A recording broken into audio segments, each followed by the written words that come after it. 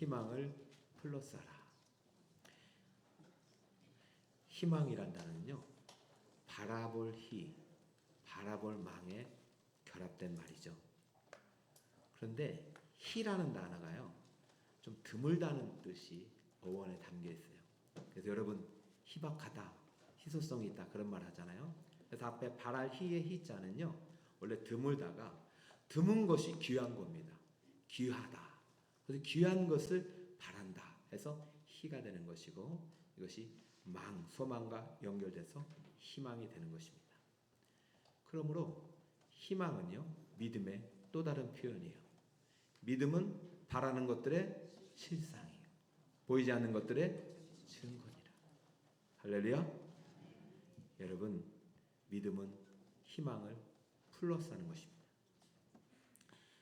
이런 분들이 많잖아요. 인생길을 걷다 보면 마치 내 인생이 터널과 같다. 터널과 같이 깜깜하고 끝이 보이지 않는 인생의 현실을 맞이할 때가 있습니다. 이것은 누구에게나 찾아올 수 있는 시련의 때, 또 힘든 때를 터널과 같다고 표현할 수 있는데요. 이때 인생의 터널을 만났을 때 반드시 여러분 해야 할 일은 희망을 플러스 하시기를 바랍니다. 자, 관점의 차이인데요. 그림을 한번 보여주시면은, 여러분 왜 희망을 플러스 해야 되느냐? 왼쪽과 오른쪽 다 어둡죠? 왼쪽은 동굴이라고 그래요. 근데 뭔가 꽉 막혀 있죠? 오른쪽은 뭐라고 그래요? 터널이에요. 근데 두 개의 차이가 있어요. 똑같은 어두운 동굴과 같지만 터널에는 무엇이 있습니까? 그렇죠. 이것이 희망입니다. 여러분에게도 희망의 출구가 있습니다. 오늘 말씀을 통해서 그 출구를 발견하시길 바랍니다. 혹시 여러분의 인생이 터널처럼 다가온다면 말이죠. 창세기로 가겠습니다. 화면을 내리시고. 자, 창세기는 여러 가지 이야기가 있겠지만 창세기는 언약의 책이에요. 하나님께서 한 사람을 택해서 언약을 맺은 이야기인데요. 그 한 사람이 누구냐면 아브라함이라는 사람입니다. 아브라함이 누구냐 하면은 인간적인 관점에서는 이스라엘 민족의 선조다라고 말할 수 있고, 신앙적인 관점에서는 믿음의 조상이다라고 말할 수가 있겠죠.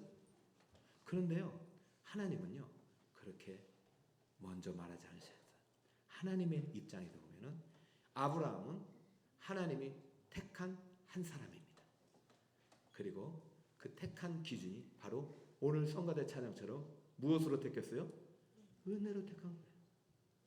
자격이 없어요. 택할 이유가 하나도 없어요. 성경에 불쑥 나타나요. 아브라함이라는 사람이 나타나서 하나님이 은혜로 택한 이야기가 바로 창세기의 이야기 중에 가장 핵심이 되는 이야기입니다. 자, 그렇다면요, 우리 역시 은혜로 택함 받은 사람은 아니겠습니까? 여러분 여기 올 때 돈 내고 온 거 아니잖아요. 하나님이 여러분을 택할 때 죄인인 우리를 값없이 예수를 주시고 택하신 거예요. 그리고 우리와 예수님을 통해서 새 언약을 맺으셨어요. 그렇다면요, 성경의 창세기의 아브라함 이야기는 바로 나의 이야기가 될 수 있는 것입니다. 아니, 되어야 하는 것이죠.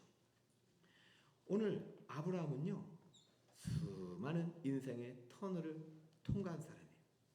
오늘도 또 하나의 터널을 지나갑니다. 1절을 보세요. 아브라함이 거기서 네게부 땅으로 옮겨가 가데스와 술 사이에 그랄에 거류하며. 평범해 보이는 한 구절이지만 창세기 20장이라고 하는 데서 의미가 있는 것입니다. 창세기 20장은 아브라함이 신앙생활을 시작한 지 24년이 지난 때입니다. 몇 년이라고요? 물론 늦게 시작했어요. 75세. 그러나 24년이 지났다면 지금은 많은 시간이 흘렀고 웬만한 어려움쯤은 넉넉히 헤쳐나갈 수 있는 믿음의 수준에 이르를 때입니다.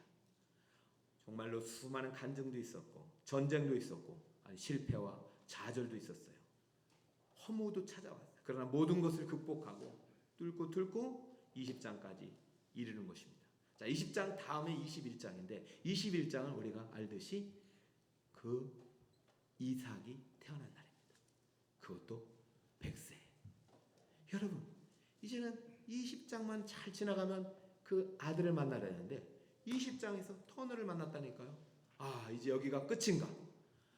보이지 않아요. 우리는 알 수 있지만, 우리는 다 알고 있지만 아브라함 입장에서는 지금 내일이 보이지 않아요. 아, 여기가 끝인가? 동굴인가? 왜 그렇게 볼 수 있냐면 1절을 다시 보면 이 아브라함이 이사를 갔는데 어느 땅으로 갔냐면 네게부 땅으로 옮겨갔다라는 표현이 있습니다. 자, 그런데 히브리어를 아는 사람들은 이 네게부 땅이라는 단어를 보자마자 왜 이사를 갔는지 어느 정도 짐작을 하게 돼요. 왜냐하면 창세기 12장에 똑같은 이야기를 하고 있기 때문에요. 창세기 12장 9절을 볼까요? 점점 남방으로 옮겨갔다 할 때 이 남방이 뭐로 되어 있습니까? 네겝으로 되어 있어요. 그리고 10절에 보여 그 이유를 그 땅에 기근이 들었으므로 아브라함이 애굽에 거류하려고 그곳에 내려갔으니. 자, 12장은 아브라함이 신앙생활을 처음 시작했을 때 시점입니다. 75, 6세. 처음에 믿음 생활 시작했는데도 기근이 찾아온 거예요. 아니, 예수님 믿으면 잘 된다고 하던데 경제적인 어려움이 찾아온 거예요.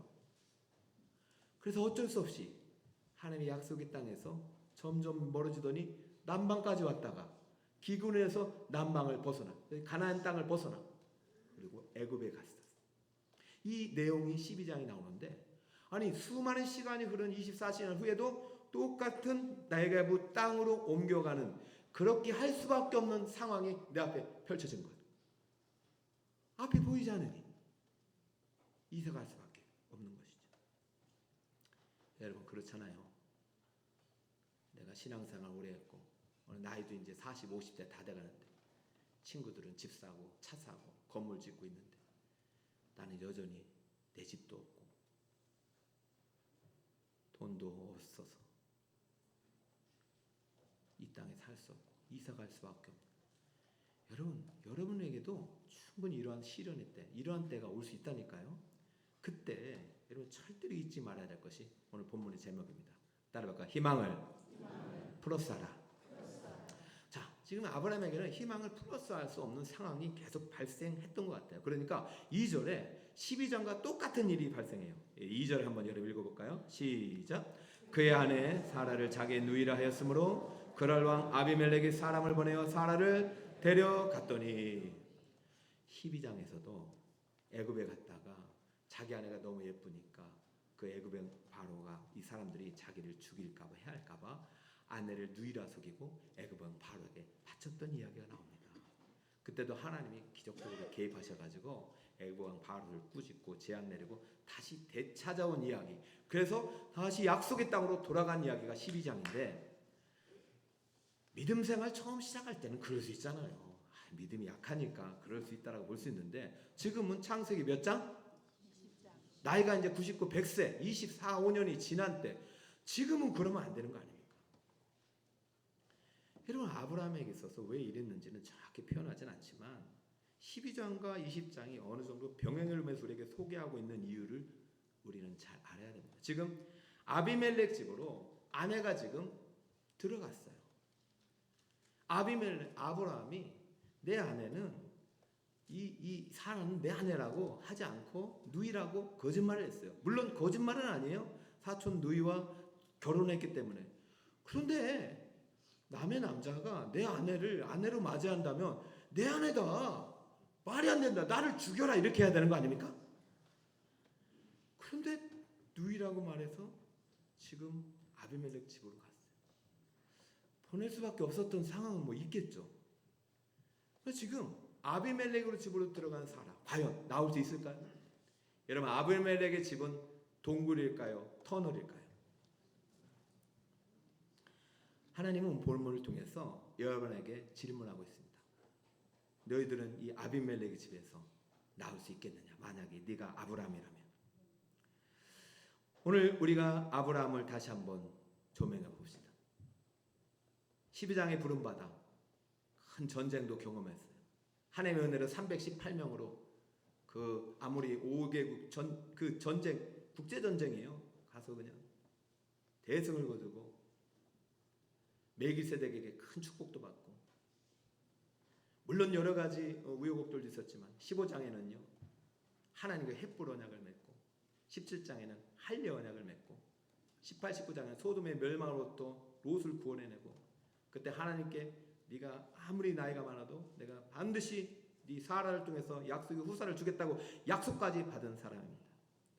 그런데 어떻게 아내를 누이라고 말하고 12장도 아니고 20장에서 아비멜렉에 바칠 수 있냐고. 여러분, 이 아브라함이 정말로 믿음의 조상 맞습니까? 여러분은 스스로에게 실망한 적이 없습니까? 자식에게, 남편에게 실망감을 느낀 적은 없었나요? 이제 이 정도 되면 좀 달라졌겠지. 새 사람이 됐겠지. 그런데 똑같은 것이죠. 여러분, 사라는요 아브라함에게서 희망을 찾을 수 없어요. 여러분, 아브라함이 사라의 입장을 또 생각해 보세요. 아비멜렉이 얼마나 무서웠는지 몰라도 자신을 아내라고 말하지 못하고 누이라고 속이고 그 아내를 데려가고 있는 아비멜렉을 따라가고 있는 사라가 뒤돌아보서 자기 남편을 보니까 여러분 어떤 생각을 들겠어요? 내가 저 인간하고 여태까지 살았다는 게 너무 후회스럽지 않겠습니까?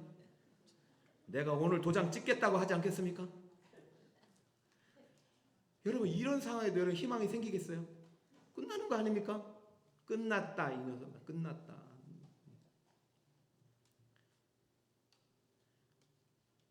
정말 사라의 마음이 어떨까? 근데요, 참 이 안에서도요, 동굴과 같은 희망이 보이지 않는 이 믿음의 현실 속에서도 우리는 희망을 어떻게 해야 돼요? 플러스해요. 희망을 포기해서. 그 이유를 오늘 본문에서 기록하고 있는 거예요. 사라가 열받아야 되잖아요. 당신이 어떻게 이럴 수가 있어? 근데 사라는 그러지 않았어요. 침묵해요. 근데 사라 대신 분노하시는 분이 계셔요. 누구냐면은 하나님이십니다. 하나님은 침묵하지 않았어요. 놀라운 게 뭔지 아세요? 하나님이 아브라함한테 혼내야 되잖아요. 네가 어떻게 그럴 수 있느냐? 내가 24년 동안 해준 게 얼마냐? 아브라함한테 안 하고 정작 아무런 잘못 없는 아비멜렉 할 때 엄청나게 화를 내십니다. 그리고 엄청난 판결을 내십니다. 볼까요? 이 안에 희망의 출구가 있어요. 3절 같이 읽어봅시다. 시작.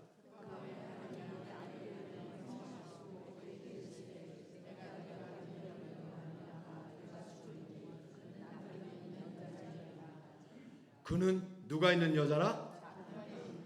아브라함이 하지 못한 말을 누가 하고 있어요? 아비멜렉아, 이 여자 결혼한 여자야. 남편이 있어. 너는 이 여자 때문에 오늘 죽을 거야. 사형 선고를 내려. 아니 땐 밤중에 무슨 뭐 있잖아요, 그죠? 이게 무슨 날벼락인가? 그러니까 아브라함 입장에서 너무 억울하죠. 말이 안 되는 거죠. 그러니까 반드시 이제 변론서를 제출한 거죠. 판결을 1차 판결은 사형이잖아요. 근데 변론서를 제출합니다. 4절. 아비멜렉이 그 여인을 갖가지 하지 아니하였으므로 그가 대답하되, 아니 주여, 아니 죄 없는 의로운 사람도 주님은 멸하십니까? 이 아비멜렉은 하나님을 처음 만났을 거예요. 근데 하나님이라는 사실을 어떤 그 분위기 속에서 깨달을 수 있잖아요. 아, 이분은 하나님이 신이구나. 고대군대에 많은 신들이 있어요. 이건 아브라함이 믿는 신이구나. 야, 이거 대답 잘해야 된다 하면서, 아니 주여, 의로운 백성도 멸하십니까? 5절. 그가 나에게 이는 내 누구라고 했다고요? 아브라함이 아내란 말 한 번도 안 했다고. 아내라고 했으면 내가 안 들을 것 같죠. 정말인지 몰라도요.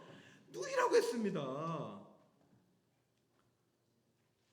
아니 오라버니라고 했는데 나는 온전한 마음과 깨끗한 서로 이렇게 하였습니다 라고 자기 잘못을 변론하였습니다. 여러분, 이 판결은 부당하니 사형 판결은 각하되어야 한다고 하나님께 재심 청구를 하고 있죠. 여러분, 하나님 어떻게 하셨을까요? 하나님 한번 너 사형이다 해놓고 그래? 내가 잘못 봤나? 이렇게 해야 됩니까? 여러분, 인생을 살아가면서 이런 혼란한 상황들이 많아요. 하나님 왜 이러실까? 하나님께서 자초지성을 설명합니다. 6절.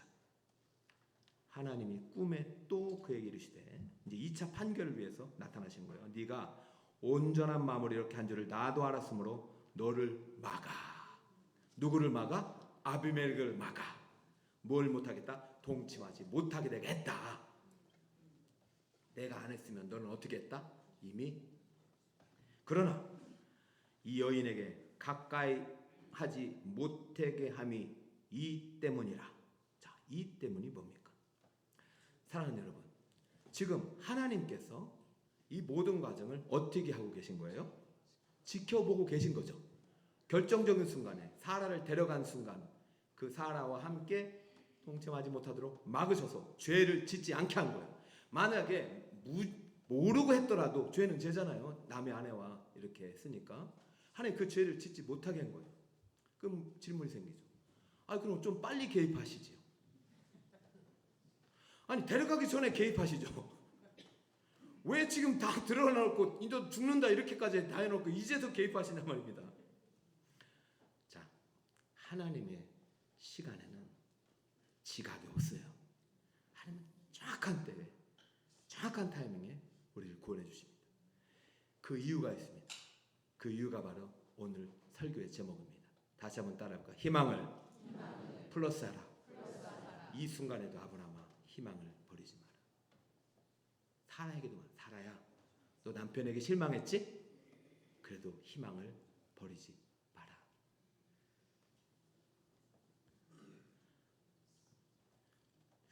이 본문을 읽으면 우리 모두 아브라함에게 실망을 하게 됩니다. 그러나 어떤 순간에도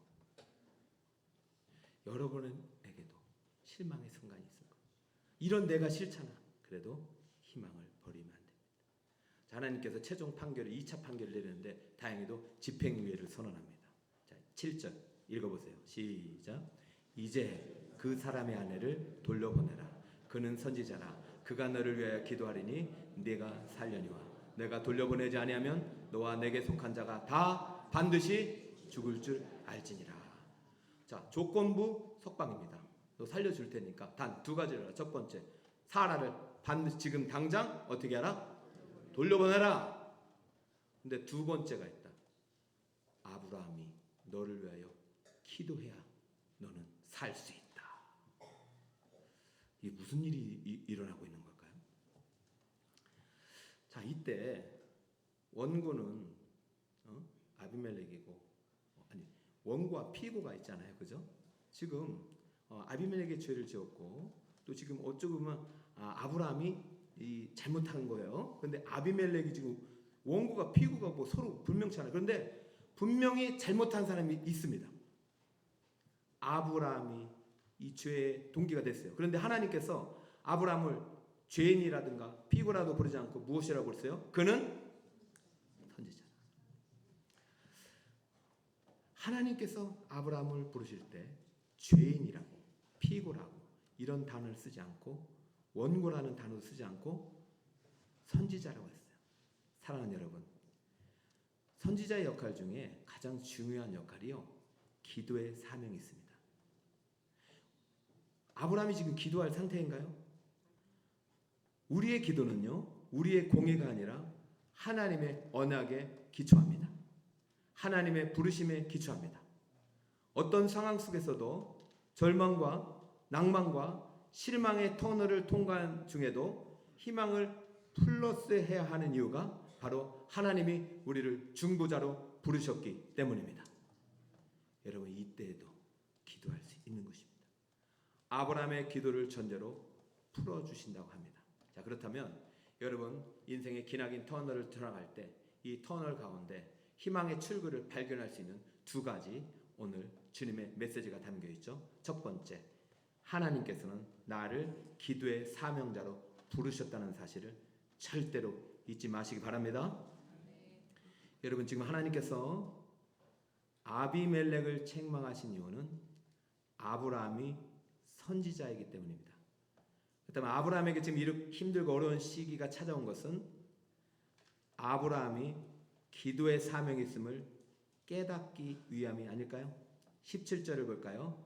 아브라함이 하나님께 기도하며 하나님이 아비멜렉과 그의 아내와 여종을 치료하사 출산하게 하셨으니 라고 되어 있습니다. 이 구절을 자세히 보세요. 아브라함이 하나님께 기도하며 하나님이 아브라함과 그의 아내와 여종을 치료하사 출산하게 하셨으니. 자, 그럼 그날 밤 여종과 아내가 애를 낳았다는 얘기가 아니죠. 애를 낳을 수 있는 상태가 되었다는 얘기죠. 생각해 보세요. 어떻게 하룻밤 만에 이 불임의 상태에서 출산의 상태가 될 수 있겠습니까? 자, 18절 다시 잘 보세요. 여호와께서 이왕에 아브라함의 아내 사라의 일로 아비멜렉의 집에 모든 태를 닫으셨음이더라. 여러분, 사라를 데려간 그 밤에 하나님께서 현몽하셔서 심판을 내리십니다. 진노하십니다. 사형선고를 내리십니다. 그리고 아브라함이 기도하자 그 모든 것들이 다시 해결이 되고 태문이 닫혔던 문이 열립니다. 너무 순식간이에요. 자, 그렇다면 여기서 우리가 기억해야 할 것은 아브라함이 100% 무죄한 인간이 아니라는 것입니다. 지금 아내와 아브라함과 여종을 치료하셨다는 얘기는 지금 아비멜렉의 삶 속에서 죄로 인하여 그의 죄가 만들어내는 많은 질병들과 여러 가지 인생의 어려운 부분들이 있었다는 것을 전제로 하고 있고, 그리고 아비멜렉이 사라를 들여올 때도 마찬가지 이런 출산할 수 없는 어려운 상황 속에서 사라를 통해서 자기 후사를 잊기 위한 계획이 암시되어 있는 것이죠. 자, 그렇다면은 아마도 아비멜렉은 무분별하게 많은 여인들을 무자비하게 착취하면서 데려왔을 가능성이 없지 않습니다. 아비멜렉은 의인이 아니에요. 그는 죄로 말미암아, 죄의 질병으로 말미암아 죽어가고 있었던 한 죄인일 뿐입니다. 아비멜렉뿐만 아니라 그 여종도 아내도 마찬가지 죄의 삭스로 죽음의 병에 이르러서 죽어가고 있는 그때에 누구를 만난 것입니까? 아브라함의 아내 사라를 만난 것이고, 그를 통해서 누구의 기도를 받게 됐어요? 아브라함의 기도를 받게 되었습니다. 그렇다면 아비멜렉은 지금 아브라함의 아내 사라를 만난 것이 축복이에요, 저주예요? 축복이 되는 것이죠. 그의 가족의 태문이 활짝 열린 것입니다. 할렐루야. 아비멜렉은 절대 무죄하지 않습니다. 그 옆에 소돔 땅이 동성애로 멸망한 사건 직후입니다. 아비멜렉이 살고 있던 그랄 땅 역시 죄로 관영한 시대였을 거예요. 만약에 아브라함이 하나님의 예정 속에서 그랄 땅으로 가지 않았다면 아비멜렉의 집은 멸망의 길로 갔을 것입니다. 오늘 안 죽었어도 죽었을 거예요. 사랑하는 여러분, 여러분 인생 가운데 어두운 터널이 닥쳐왔을 때, 끝이 보이지 않는 막막한 현실 앞에서 인생 채찍으로 나를 때리시는 것 같을 때, 여러분 꼭 기억하실 것이, 여러분을 부르신 하나님이 여러분을 기도의 사명자로 부르셨다는 사실을 기억하시기를 주님으로 축복합니다. 여러분, 왜 아브라함에게 선지자로 불렀을까요? 너 기도의 사명이 있지 않느냐? 너 네 기도 내가 들어줬지 않느냐? 아브라함에게 그런 마음이 없지 않았을까요? 내가 50명 놓고 기도했는데 다 죽고 3명 살렸다. 그리고 내가 소돔의 멸망을 위해서 기도했는데 하나님이 소돔 땅을 위해서 기도했는데 소돔이 멸망해버렸잖아요. 이 전쟁의 트라우마, 어쩌면 자기 심리적으로 신앙적으로 회의감이 들을 수 있어요. 그러나 하나님께서 다시 한번 내가 너를 중보자로 세우고 있다는 사실을 오늘 가르쳐주고 있습니다. 그리고 아비멜렉 사건을 통해서 이 사건의 진정한 하나님께서의 메시지는 지금 21장에 누구의 태문을 열 계획을 갖고 계시는 것이죠? 그러면 이 사라의 태문이 열기 전에 누구의 기도가 필요한 거죠? 남편의 기도가 필요한 거죠. 여러분, 부부가 많이 오셨어요. 그런데 혼자 오신 분도 계셔요. 그럼 여러분이 기도의 사명자입니다. 어제도 제가 신방하면서 기도장을 봤어요. 초등학교, 중학교까지 다 자녀들 다 잘 나왔어요. 지금 안 나와요. 우리요, 이제 실망, 낙심, 낭망, 이제는 포기예요, 포기. 근데 어제 예배하면, 신방 예배하면서 반드시 하는 거예요. 어머니, 자녀를 위한 기도의 사명이 어머니겠습니다. 때로는 터널 같은 인생길을 걸어가는 이유가 바로 이 사명을 일깨우게 한 것입니다. 다시 돌아오는 한 해를 보면서, 그리고 아비멜렉을 위해서 기도하라는 하나님의 말씀을 들으면서 아비멜렉이 다시 한번 각성하지 않았을까요? 내가 기도의 자리를 잃어버리고 하나님의 예배의 자리를 떠나서 그럴 땅에 왔구나. 내가 다시 기도의 사명을 되찾아야겠구나. 주여, 아비멜렉을 용서하시고 치료해 주소서. 비록 내가 잘못해서 갔지만 그 죄를 용서해달라고 할 때 하나님께서 들어주시고 다 치유하셨어요. 여러분, 절대 우리가 어두운 터널을 지나갈 때 잊지 말아야 될 것은, 하나님께서 여러분을 부르신 그 순간부터 여러분의 기도의 사명을 맡기셨다는 사실을 꼭 기억하시기 바랍니다. 기도가 희망의 출구예요. 두 번째는요, 우리가 이 희망의 플러스를 발견하기 위해서는 두 번째 우리가 꼭 기억해야 될 것이 하나님의 언약은 인간의 실패에도 취소되지 않는다는 것입니다. 16절 같이 한번 읽어볼까요? 시작. 천개를 네 오라베에게 주어서 그것으로 너와 함께 여러 사람 앞에서 네 수치를 가리게 하였으니. 할렐루야. 여러분 재밌죠? 사라에게 이르되 누가? 아비멜렉이 내가 은 천개를 주어 네 남편에게 주라고 않고 네 누구에게 주라고요? 아직도 아비멜렉 정신 못 차렸어요. 화가 난 거죠. 자기는 잘못 없는 거죠. 여러분 이게 참 이게 구제불능이에요. 네 오라베에 주어라. 근데 네 수치를 가리란 말이 오늘의 포인트입니다. 여러분 사라는 누구의 아내입니까? 아브라함의 아내. 하나님 보호해 주셨잖아요. 만약에 아비멜렉과 동침했다면 이게 평생의 수치가 될 거예요. 여기 온 것만은 수치예요. 남편이 때로는 수치스럽게 느껴질 수도 있어요. 근데 남편한테 이 돈을 줘서 그 남편 길을 살려주라 얘기합니다. 여러분 그렇게 하고 계신가요? 아내의 길을 살려주고 계신가요? 남편의 길을 살려주고 계신가요? 이 길을 지금 누가 살려주고 계십니까? 아비멜렉입니까? 하나님입니까? 여러분 인간에게 희망을 두지 마세요. 우리가 결혼 언약할 때 왜 하나님 앞에서 집례자를 통해서 해준 줄 아세요? 남편과 아내의 언약은요 오래 못 가요. 하나님의 언약은 취소되지 않습니다. 인간의 실패에도 불구하고 아브라함의 실패에도 불구하고 하나님은 아브라함을 버리지 않으시고 그를 사명자로 그를 언약의 후사로 사용하셨습니다. 이 축복의 원리가 우리 모두에게 임할 줄 믿습니다. 하나님이 아브라함을 택했을 때 얘는 아브라함이 될 충분한 자격이 있어라고 택하지 않으셨어요. 아브라함을 택하셨을 때는 아브라함을 만드셔서 아브라함의 후손 이삭을 통해서 나실 그리스도를 바라보시면서 택하신 것입니다. 여러분이 여기 오신 것은 여러분이 충분히 여기 구원받기에 합당하기 때문에 온 것이 아닙니다. 여러분을 통해서 장차 오실 그리스도 재림의 주를 통해서 부활의 주님을 통해서 약속의 후손이 될 여러분의 미래가 바로 예수 안에 있기 때문인 줄 믿으시기 바랍니다. 여러분 하나님은 실패한 아브라함을 버리지 않으셨듯이 우리도 절대 버리지 않습니다. 그러나 여러분 인생 실패 앞에서도 희망을 플러스 하시기 바랍니다. 관계 어려움 속에서도 희망을 플러스 하시기 바랍니다. 기도의 자리에서 희망을 품고 믿음으로 바라보며 기도하시길 바랍니다. 인생의 연수가 많다고 신앙의 연수가 높다고 해서 항상 승리하는 것은 아닌가 봐요. 때로는 실패하고 넘어지고 내 자신에게 실망할 때도 있지만 그 순간도 희망을 플러스 하시기 바랍니다. 왜냐하면 하나님이 우리의 영원한 희망 되시고 예수님이 우리의 희망의 문이 되시기 양의 문이 되시기 때문에 한국 엄마들이 가끔 지하철에서 아이들이 넘어지면 이렇게 한대요. 일어나, 빨리 일어나. 안 일어나면 너 손을 주고 하나, 둘, 그럼 다 일어나요. 근데 외국 어머니들은 이렇게 한대요. 넘어지잖아요. 달려간대요. 손을 붙잡고 이렇게, 손을 붙잡고 이렇게 말해요. Are you okay?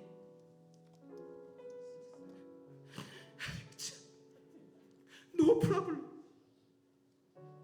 그걸 한마디 꼭 덧붙이세요. 너는 이번 일로 인하여 네가 우리에게 얼마나 소중한 사람이라는 것을 절대 잊으면 안 된다. 아브라함도 자기가 싫었겠죠. 다 포기하고 싶겠죠. 잡혀간 아내 보고 어찌할 수 없는 자신은 얼마나 원망스럽겠어요. 하나님은 포기하지 않으셨어요. 하나님은 그 순간에도 아브라함을 죄인이라고 말하지 않고 이는 내 선지자라. 그가 너를 위하여 기도하니 그가 너를 위하여 간구하리니 내가 너를 낫게 하리라. 너를 살리리라. 사는 여러분 어떤 순간에도요 희망을 버리지 마시고 여러분 부르신 하나님의 소명을 이루시고 하나님의 뜻을 이루어가시는 우리 성도님 다 되시기를 예수님으로 축복합니다.